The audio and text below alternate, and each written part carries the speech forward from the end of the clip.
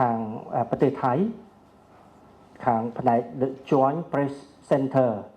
on Thailand Cambodia Border Situation គាត់បានចេញសេចក្តីប្រកាសមួយបដិសេធនៅកិច្ចសម្ភាសរបស់ខ្ញុំជាមួយនឹងទូតអន្តរជាតិ RT របស់រុស្ស៊ីកាលពីប្រហែលថ្ងៃមុននេះដែលខ្ញុំបាននិយាយខ្ញុំដកស្រង់តាមបែបវិជ្ជាជីវៈសារព័ត៌មានហ្នឹងខ្ញុំទៅជួបយោធាកម្ពុជាដែលគាត់រងគ្រោះនៅក្នុងមន្ទីរពេទ្យក្បែរព្រំដែនហើយខ្ញុំក៏ជួបបានសម្ភាសច្រើនណាស់ប៉ុន្តែខ្ញុំដកស្រង់តែមួយរូបទេដែលយោធាយើងរងគ្រោះដោយផ្សែងពុលអញ្ចឹងខ្ញុំក៏ដកស្រង់យកភាសាហ្នឹងយកមកប្រើថាខ្ញុំទៅព្រំដែនហ្នឹងហើយទាហានដែលនៅក្នុងមន្ទីរពេទ្យហ្នឹងរងគ្រោះដោយសារផ្សែងពុលនេះ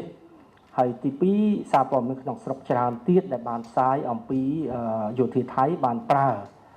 ផ្សែងពុលមកលើប្រជាពលរដ្ឋនៅភូមិព្រៃច័ន្ទហើយនិងភូមិជោគជ័យសារព័ត៌មានក្នុងស្រុកបានផ្សាយច្រើនអញ្ចឹងខ្ញុំដកស្រង់ពីចំណុចនេះហើយខាងប្រទេសថៃដូចខ្ញុំជម្រាបជូនហ្នឹងគេហៅថា Joint Press Center on Thailand Cambodia Border Situation គេបដិសេធថាការនិយាយរបស់ខ្ញុំហ្នឹងគឺមិនពិតទេជាព័ត៌មានคล้ายៗអញ្ចឹងខ្ញុំសោកស្ដាយឆ្លៀតឱកាសនេះចង់បញ្ជាក់ជូនថាគាត់ដូចជាចូលបំពេញទៅដល់វិជ្ជាជីវៈអ្នកសារព័ត៌មានមួយតង់ទៀតខ្ញុំអត់និយាយថាគាត់បំពេញដល់ប្រទេសកម្ពុជាទេប៉ុន្តែបំពេញលើផ្នែកវិជ្ជាជីវៈសារព័ត៌មានទៅទៀតហើយខ្ញុំ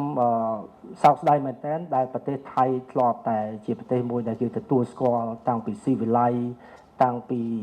ផ្នែកព័ត៌មានសេរីភាពលក្ខណៈក៏ប៉ុន្តែចុងក្រោយនោះគាត់ដូចជាវង្វេងវង្វាន់សូម្បីតែព័ត៌មាននោះក៏គាត់មិនដឹងថាជាព័ត៌មានពិតឬក៏មិនពិតអានេះគឺជាបញ្ហាធំនៅក្នុងសង្គមថៃបច្ចុប្បន្ននេះបាទ